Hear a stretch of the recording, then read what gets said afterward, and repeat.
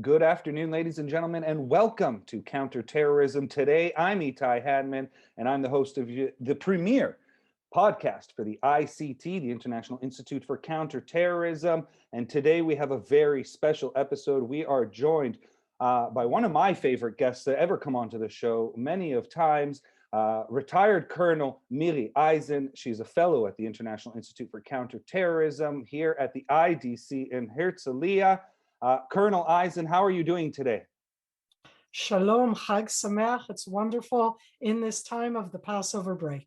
It is a wonderful Passover as we sort of may be seeing the end of a pandemic, see the light at the end of the tunnel, especially here in Israel as the vaccinations seem to be working. We haven't seen a real rise in many cases over the last little while, and hopefully keep our fingers crossed that that continues through the holiday period and into the summer, and maybe Israel can reopen, at least for its citizens, in normal fashion. And we hope that you are staying safe during this pandemic and health crisis.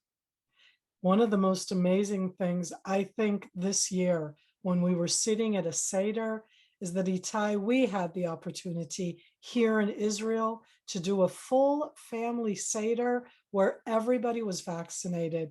And what I can say from Avdut lecherut, from slavery to freedom, and it's not slavery, the pandemic, but that sense of freedom, of being with family, of having that today in Israel was a wonderful thankfulness. And I can just hope that everybody listening to us, it'll get there. You'll all get there soon too. Yes, we hope the world goes back to as much as normal as possible. And we hope and wish for everyone around the world to be vaccinated and safe and healthy. Today's program, we're going to be focusing a little bit about Iran, the way that it has stretched out its tentacles across the Middle East, through land, through air, through sea. We have seen them use whatever means at their disposal to disrupt the economy, the stability, and everything else that goes on here in the Middle East, be it their Gulf neighbors, be it all the way to the Mediterranean, Israel, Lebanon, Syria, what they've done in Iraq, especially with their forces vis-a-vis, or militias, if you will, vis-a-vis American bases, using the tactics that we have seen them employ in Gaza, using rockets to attack Israeli civilians or Israeli bases. So before we get into anything specific, maybe you can give us a little bit of an overview of what has happened in Iran, what has shifted in their mindset that has allowed them to play offense in this way in the Middle East. Well, like with many things, it's not just one aspect, it's a combination, meaning it's both the Abraham Accords that happened over a period, a process during 2020, during the pandemic, where from the Iranian perspective, Israel now has an official, legitimate leg in the Persian Gulf, something that we never had before. That's a big change for them. And that happened under the auspices of the former American US administration. That makes a difference, both Bahrain and the Emirates themselves, and that sense that probably there's more going on, maybe with Saudi Arabia, maybe with some of the other Gulf countries, officially and unofficially, like Oman. But in addition to that, there was the change that happened in the US administration. There's something of here, let's try and play how is this new administration going to respond to what we've been doing for many years as Iran, our spreading out instability and helping out. But that's just two things, meaning Israel in the Gulf and the change in US administration. The third one that we don't always connect to, but it has to do with it, is elections in Iran proper that are going to take place in a couple months' time. And just like anywhere else, elections, domestic elections, you want to make a statement. And one of the statements they want to make to their domestic crowd, to the people who vote in those elections for the president, is these are the priorities: the nuclear priority, the Shiite export priority, the anti-Israel priority, and so on and so forth. So those things together are what have changed. You've mentioned quite a bit in there, and I'd love to unpack it and go over all of it with you. But something that really stood out to me, and I think a lot of people that don't necessarily have in-depth knowledge of the situation in the Middle East, in-depth knowledge of Iran and how it reacts and why it does what it does, are asking themselves, while they understand that Iran is not necessarily happy with the Abraham Accords and Israel having a legitimate foot in the Gulf, friendly with Bahrain, friendly with UAE, full-on accords and business, et cetera, I think a lot of people don't understand where or why there isn't more Western pushback or Western help towards the Abraham Accords, because this is something that the West has dreamed about, Israel and its Arab neighbors being friendly, peace, economics, et cetera, trade between the countries, knowing that, if you will, the big evil in the Middle East is Iran, and they are upset about these Abraham Accords. Why wouldn't you see a bigger pushback from the West in the sense of backing up the UAE, backing up Israel in these accords? Well, again, things haven't happened disconnected. And it isn't about the fact that it was the former administration that did the Abraham Accords, but let's put it into context. They both did the Abraham Accords. They also left the nuclear agreement with Iran a few years before that. That happened also. So just to add that into the spice, because the accords themselves have to do with Israel in the Middle East, with Israel and its neighbors. And that is an incredibly important push, but in its own way, by doing so, it was also putting a stand opposite Iran. But again, things can't be disconnected. Right after that happened, elections in the United States, a change of government in the United States, and very clearly, and I'm not yet saying good or bad, I'm just saying very clear difference in policy when it comes towards Iran and its nuclear aspirations. And it was the United States of America who left those accords. You can have whatever opinion you want about the nuclear accords. It was the US administration that left, not Iran. And I'm not saying, and Iran was doing well. I'm just saying in the area around that is also taken into account. But I want to add one more thing in that Iranian perspective, because from the Iranian perspective, and it's funny because we don't think of it in that way, Israel is surrounding Iran because suddenly we're in the Gulf. Bahrain and UAE and Oman, for that matter, and maybe under the surface Saudi Arabia, because we can fly over Saudi Arabia.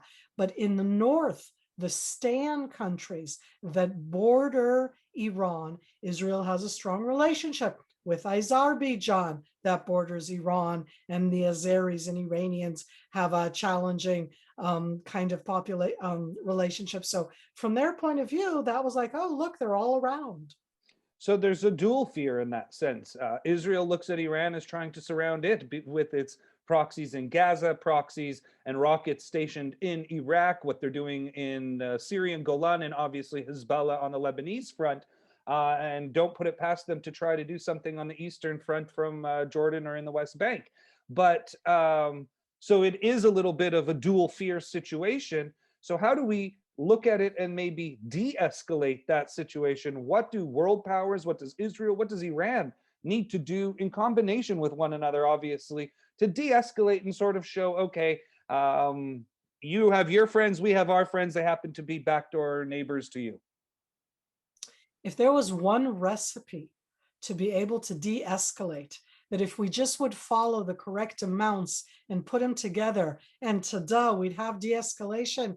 Itai, you and me probably wouldn't be in the Institute for Counter-Terrorism that brings out these issues so strongly, because there are different forces that pull in different ways. There is no recipe, and it very much has to do with how we, Israel, the government in Israel, and remember, we're also possibly about to be in a change of government. I don't know. You don't know. We don't know. Could be But another this also elections. will impact it. Who knows, right? So taking that into account, let's look at three different aspects of what you just brought up.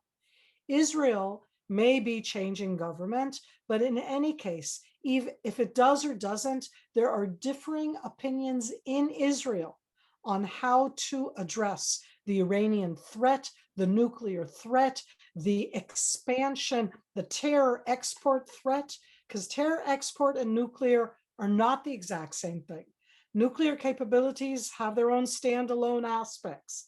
When it combines with terror export that they've been doing for the last 30 years, these are challenging for Israel, but they're different opinions.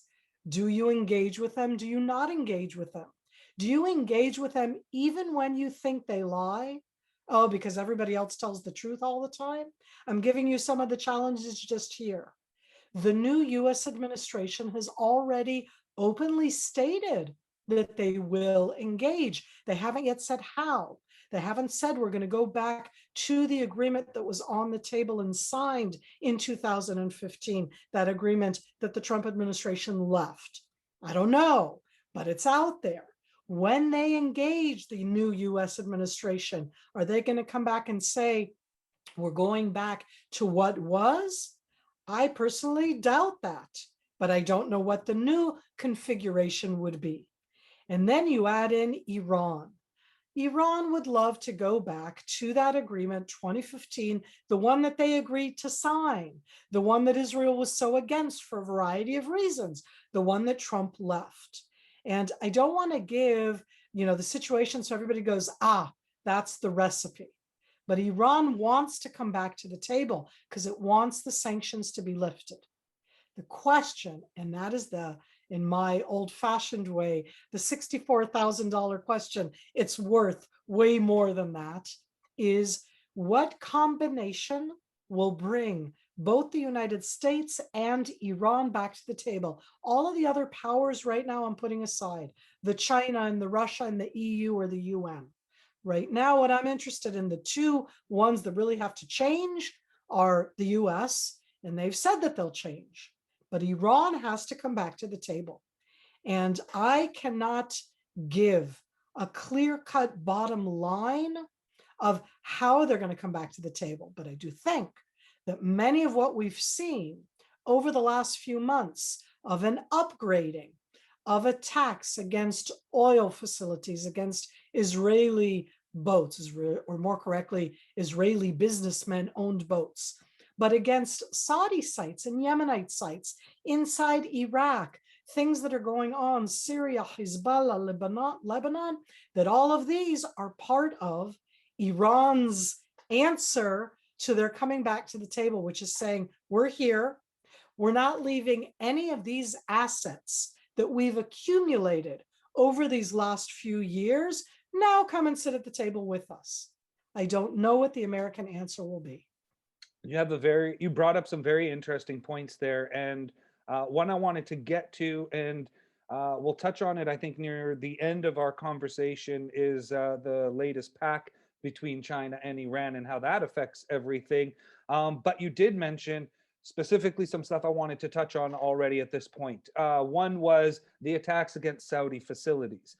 Two, we were hearing reports of tit-for-tat attacks between Israel and Iran on shipping containers.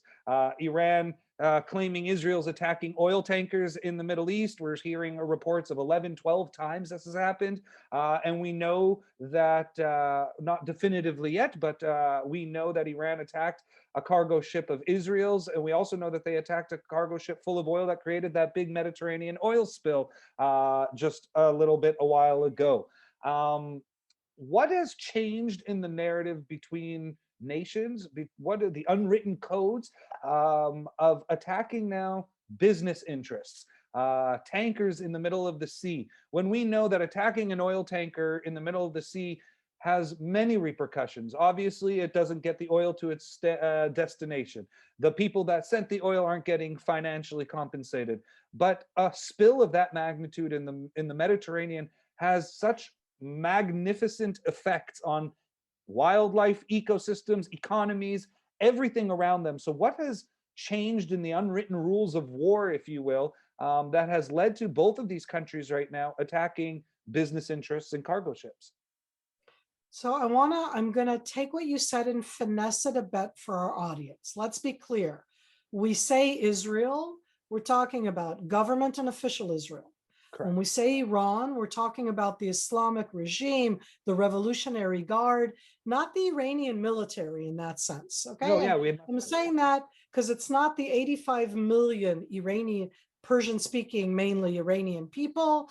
And I want to do that distinction because I think that's part of the difference. We do have an elected government that we elect and elect and elect, and we actually don't have an elected government. Okay, I'm just reminding ourselves that we didn't have for a while. The first and second of these 4 elections brought results that continued the governments that were from before.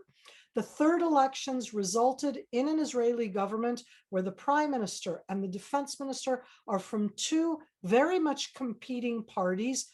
Do you think that affects our security stand? And I'm going to go, really? Of course it must. They don't agree on that view of where the policy should go. Some aspects are under the direct aspect of the prime minister. Are you going to do things in Israel without the knowledge of the defense minister? There are politics going on all sides of the Atlantic, of the Mediterranean. We're not in the Atlantic. And I add in that because of the Abraham Accords, certainly for the first time openly from August, September, October of 2020, we're only at the end of March 2021, it's less than 6 months. You have Israeli business ships that, by the way, they're not Israeli. They're owned by Israeli businessmen who live in Great Britain or in France or in the Bahamas or in Panama, but Iran is targeting them as Israeli targets. And here I would say that nothing has changed, but in our venue of counterterrorism, the International Institute for Counterterrorism, what's written right behind you, Itai, okay, in that sense, is that Iran uses terror all of the time, meaning they attack free-floating business ships owned by an Israeli. What does that have to do in that sense with Israel or the government? They're not trying to attack us. They're trying to attack anything that says Israel, meaning they'll attack a building that has a Star of David. They will attack a Jewish building, and just like Hezbollah did in Argentina and Iran would do, you do it anywhere. And right now it's suddenly gotten closer. It's as if more in their face, they need to do so. When it comes to what's going on in the Mediterranean Sea, murkier, both because of the oil and the spills, harder to challenge. Israel has not said officially that Israel did so. There are claims in different ways. It's about a politics. What it was an officially owned Iranian tanker going to Syria. That's not allowed. That's not allowed, meaning it's illegal plus illegal. I don't see them as being within the same parameters. But in that sense, if Iran goes all out and thinks it can attack anything that has to do with Israel, because that's a legit kind of target, then perhaps very clear going against international law of what's happening in the Mediterranean, of supplying illegal oil to illegal countries in such a way may not pass unnoticed. And I know I'm being a little oblique, but I hope that we all understood what I meant. No, very much understood what you meant. And I think you put it in very finite terms there and explained it extremely well to anyone that doesn't understand that there is a major difference between attacking an Israeli business-owned enterprise, like you said, an Israeli businessman that lives in London that owns a cargo shipping company or ship or whatever it may be, versus attacking a ship carrying illegal arms, illegal commodities being shipped to a state where there are sanctions on these things and sanctions on the state that is shipping this contraband. Thank you for saying that much more clear. That was wonderful. I think people need to understand that difference, and I think that you elaborated on that in excellent fashion. One thing I think that sticks out to me in these little attacks that we have seen, and you brought up as well as attacks against Saudi Arabia, oil facilities, is also the way they're utilizing these attacks, what they're doing by sending drones, some missiles, speedboats at times on the Gulf itself. And I want to specifically look at the Saudi Arabia because for anyone that looks, I guess, from a larger lens and historical lens at the Middle East, will look at Saudi Arabia and Israel as two competing allies of the United States. Saudi Arabia being its #1 Gulf ally for many, many reasons, Israel being its #1 ally for other reasons in the Middle East. We've never had real official relations or peace with Saudi Arabia. Israel has also never been at war with Saudi Arabia. We must clarify that. And I think that's something that a lot of people don't realize when they hear peace accords between the Gulf states or Saudi Arabia and Israel.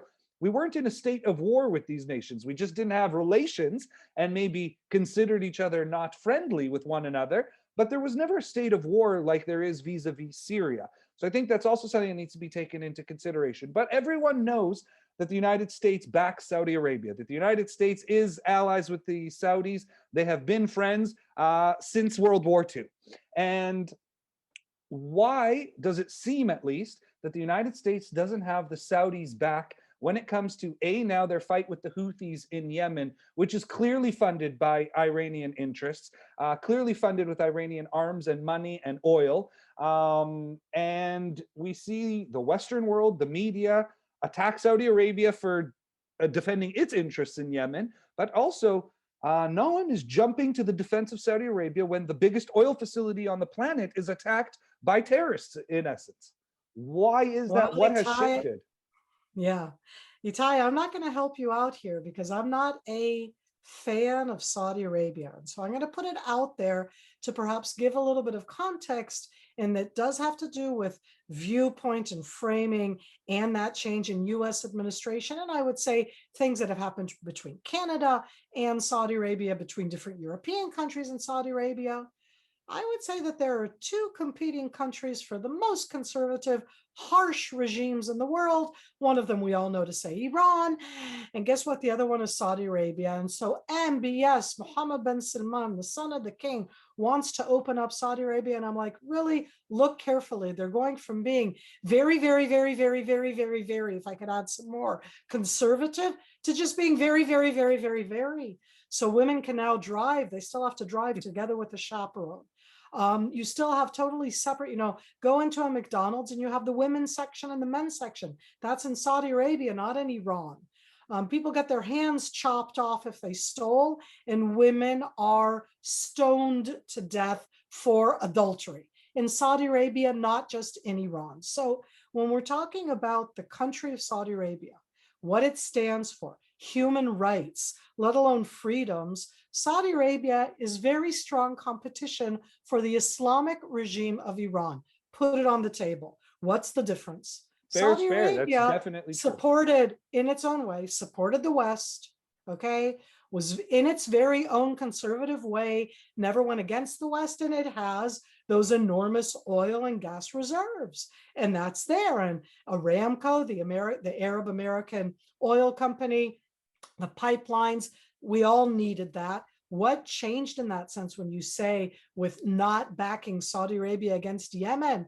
Yemen is a world crisis. It's going to bite the world in its own way. I say it's going to bite the world. Right now, it's just biting Saudi Arabia.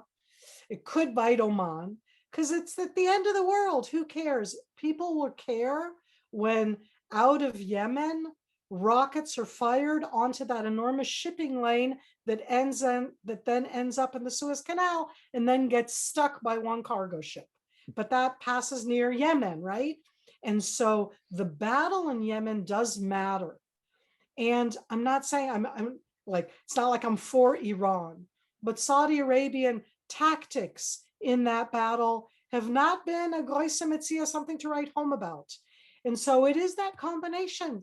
Who's the good guy? Who's the bad guy? Why is Saudi Arabia not being backed? Because they are doing what Russia did in Syria. And we all called Russia out on that, but we're not calling Saudi Arabia out on that. And again, it's against Yemen Houthis who are supported by Iranians, absolutely, and Shiites, but there are also people there. How do you balance it out? How do you decide where you are? Is the geopolitical interest of having Saudi Arabia pro-West while killing the Yemenites in this horrible crisis, but keep Yemen stable? Who said the geopolitics is simple?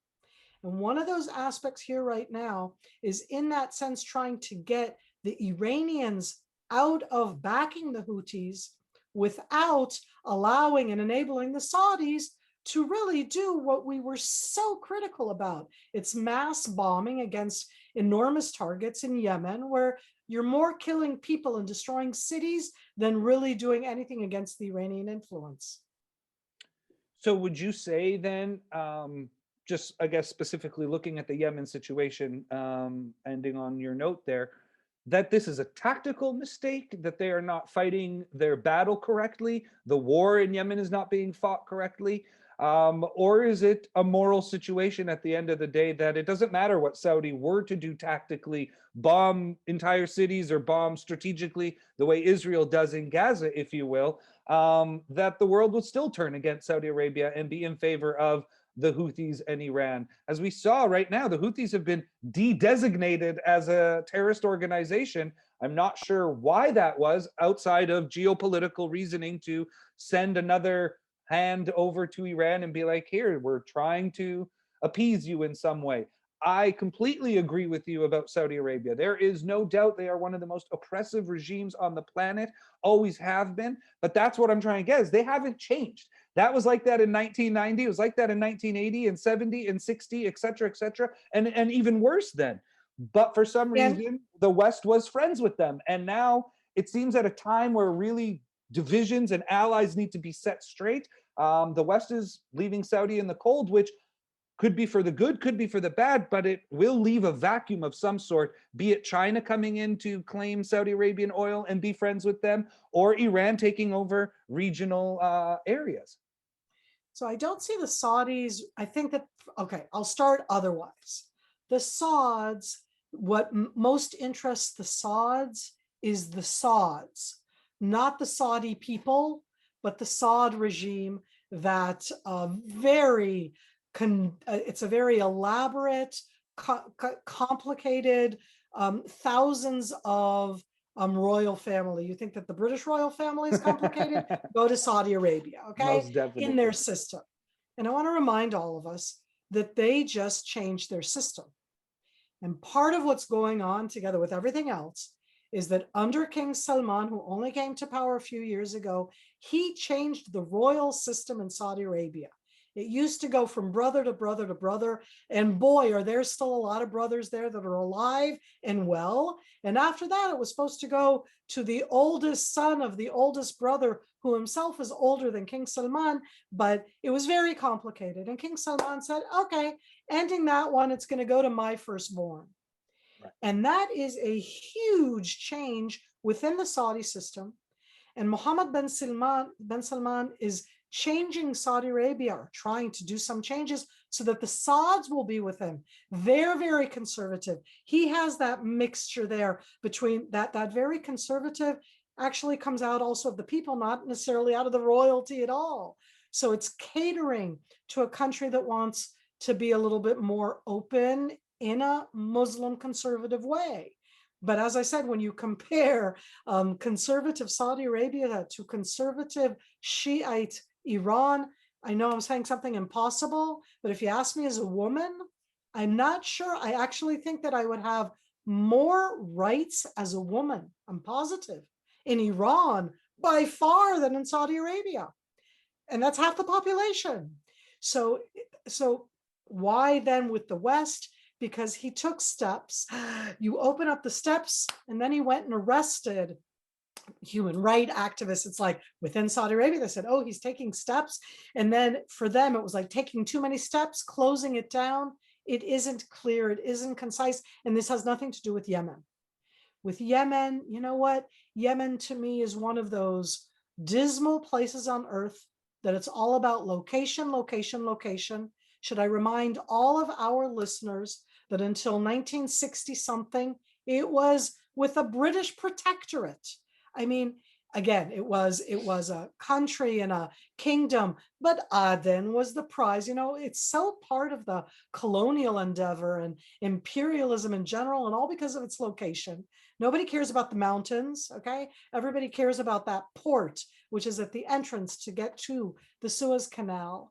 And so nowadays, you know, we look at it and wonder how to do with that. I don't think that the Yemenites can conquer Saudi Arabia, but they bug them, they annoy them, they're in their back, and the Iranians are there. And then it becomes part of those regional geopolitics without the United States, without China, without Russia, just the regional geopolitics. of the Shiites versus the Sunni, of the Sauds against the Iranians. And Itai, we all have to remember, next week, Ramadan starts. And when it's not about the Hajj, okay, that'll be a bit later, but not that much later. But the Hajj will come after that. But Ramadan and the month of fasting, and that's for all the Muslims worldwide.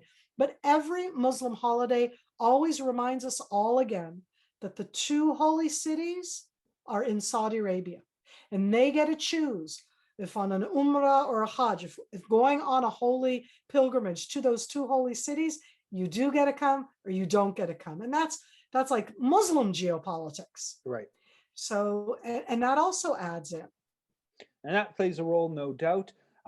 Just to continue along this line of questioning, we'll move away from Saudi Arabia and go into one of the United States' favorite backyards, Iraq. And they have been there for the last 20 years. They've also were there the first Gulf War. We know the history between the United States inside Iraq. What I find very interesting is the lack of United States response, or maybe I'm just not seeing it properly, and maybe you can open my eyes to the response if there has been one, to rocket attacks against US bases that have killed and injured US servicemen as well as US contractors. And we can just say US citizens in general have been attacked, injured, hurt, and killed, men, women, whoever is on these bases. And we have seen a lack of response when we know full well that it is coming ordered by Iranian regime to its militias in Iraq to shoot rockets, as we have seen their militias in Gaza do towards Israel. No difference. Hence why we have heard the Iron Dome is being shipped to Iraq. The Americans have bought a couple to put near their bases.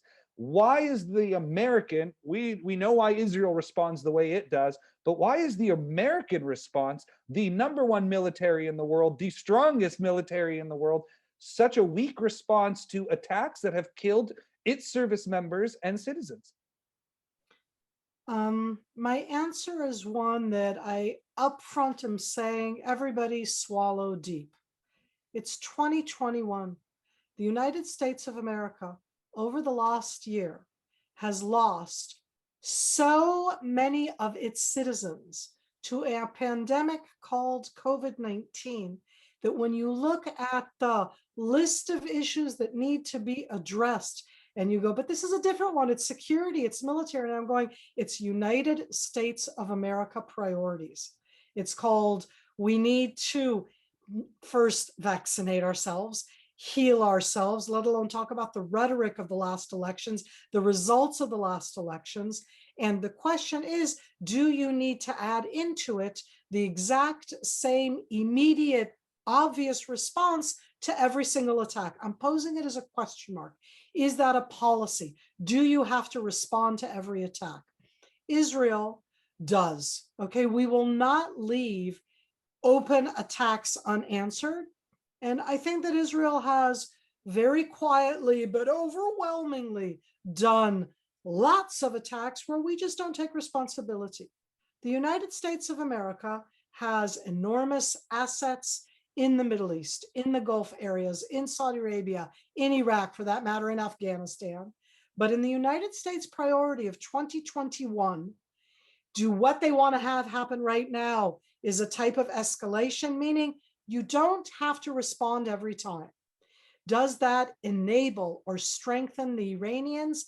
Itai, it goes back to the question that we asked about way at the beginning. There are different ways of looking at the policy, okay? The Iranians want to show they're strong. Do you have to show them that they're not to come back to the table? Will that make better negotiations? Depends who you ask.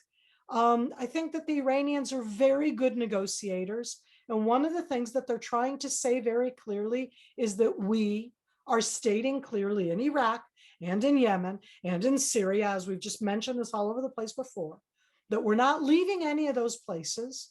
And that when we come to the table, assuming we do, about the nuclear issue, these other issues are not coming onto the table with it, which, by the way, is one of the things that Israel has always been very critical about, that the Iranian export of terrorism was never part of the nuclear deal. Having said that, does anybody want to see a nuclear Iran? If you can arrive at a deal which maybe could delay nuclear Iran. Don't you want to be on board? Are you going to feel better if you don't arrive at any kind of agreement and they go nuclear? I'm like, it's again, there is no easy, as I said, that recipe that everybody's looking for. If you follow that, then you arrive at a beautiful chocolate cake. Doesn't work in geopolitics. Now, would you say that that's a product of 2021, as you mentioned, due to the pandemic? Is that a product of American weariness to get into more battle hardened areas inside the Middle East where they're trying to leave many years of war behind? Is this a product of the domestic nature of the United States, the people there not wanting to be involved anymore in these types of situations? Or is this American policy pulling back also from the Middle East as a whole, as shifting towards the Pacific and China? It's probably a combination of all of the above, but I'm going to highlight the priorities of the United States of America, which to my ear, as I listen from the side, is first and foremost, and I'm saying it in the terms of heal thyself on so many different levels, where geopolitics, because it's such a drastic change between the Trump administration and what he stood for, both in foreign policy, in geopolitics, and domestically, so that it's about which leaders were called first after the new administration, who was appointed to the different positions, but nothing active is going on. It's mainly right now about what are we doing at home? How do we contend with that? Going to Atlanta to a shootout, or maybe going to Colorado, it's like issues of domestic aspects and not of responding. I agree, the United States has by far the strongest military, but I'm going to ask again in that question, and do we want to cut back on that? Do we want to use the money for something else right now? I mean, I don't have answers to that questions. I think that these are exactly the changes that in March, and I listen every time President Biden, when he talks and in his words, and as he speaks and through the different advisors, and I can't yet tell you how I see US policy, but I definitely can tell you that the priorities are in the United States and not throughout the world.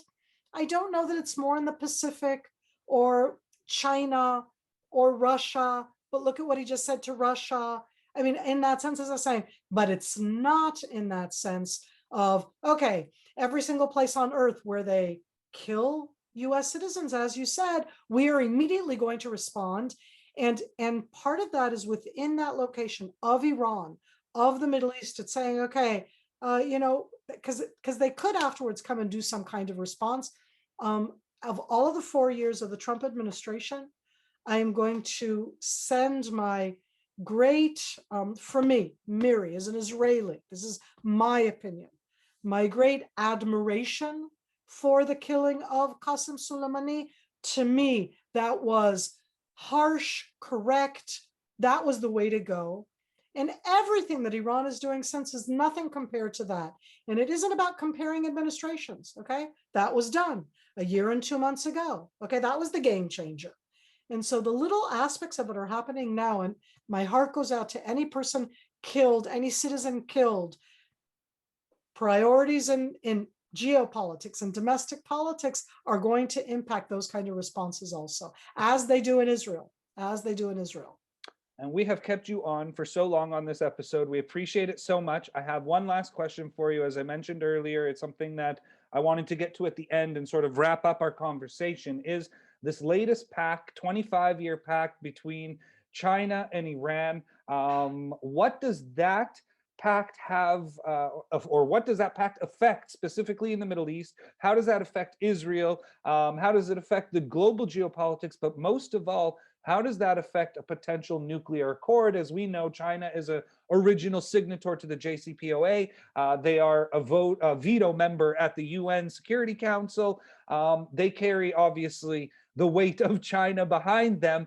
So an actual 25-year signed pact with Iran must have some ramifications on the outlook of how to approach nuclear negotiations and how to approach Iran as a whole. China is an economic power. I have surprised nobody. No. China uses its economic power as its geopolitical tool. China signed a 25 agreement with Iran all of our wonderful listeners, go look at the map of Africa and find out where China has signed agreements with every single country in Africa that has something worthwhile that China could use economically. Rare earth China is metals. willing to China is willing to step in to where they can with their economic power, and Iran is happy to do so. China is not necessarily willing to stand up and to do, meaning their hard power is the economic power. Yes, they are nuclear. Yes, they are in the 5-member nuclear official club. Having said that, they are already in the Middle East. They are building ports in Israel. They are all over the place. And I have an expectation, Itai, we'll talk another time, that China will probably be one of the powers, economic powers, to rebuild the broken Syria. Who else would do it if not China? But specifically, this pact is for Iran. Iran wants it right now. I think that it does not make any impact on the nuclear negotiations. I think that Iran wants all of us to think that, China has its back. China, for anybody listening, has China's back.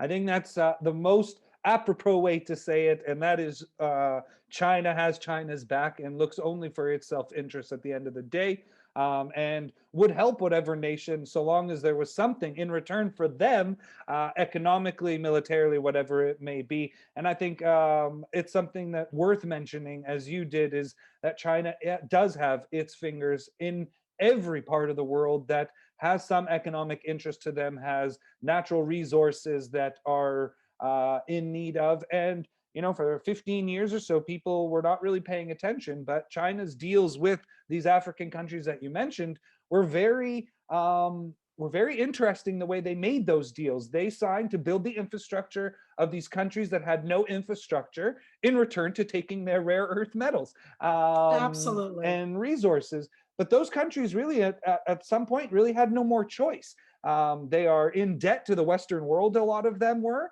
and had no way to build the infrastructure to get their commodities to the coast or to the air in any way anyway. And China took advantage of that. And maybe someone will start to realize what is happening vis-a-vis China in the Middle East as they try to do that now in Tehran and build this 25-year pact with them and see where that goes. If I can say one more thing Please. about that, when you opened up at the beginning and you said Iran, Israel, air, sea, land, I want to add 2 additional things that come together with China. One is economic. We don't think of that, but I don't think of it as warfare, but it is a battleground. It is one where we need to take note of what the impact is, and that's part of what's going on. And the additional one that we didn't say is cyber. And in that sense, just add that in, both with China, let alone with Iran, and you see the multi-dimensional, all of these different fronts that Israel needs to face, that the West needs to face. And when we say counterterrorism, we should add in that sense that people remember economic, financial, let alone cyber, because they certainly add into that. Most definitely. Summed up very well. Thank you so much. Colonel retired Miri Eisin joining our program here, Counterterrorism Today, the ICT's premier podcast. I want to thank you so much for being on the program, and we hope to have you on soon. It was sobering, enlightening, and extremely very interesting. Thank you so much. Thank you, and Chag Sameach. Chag Sameach, stay safe and be healthy.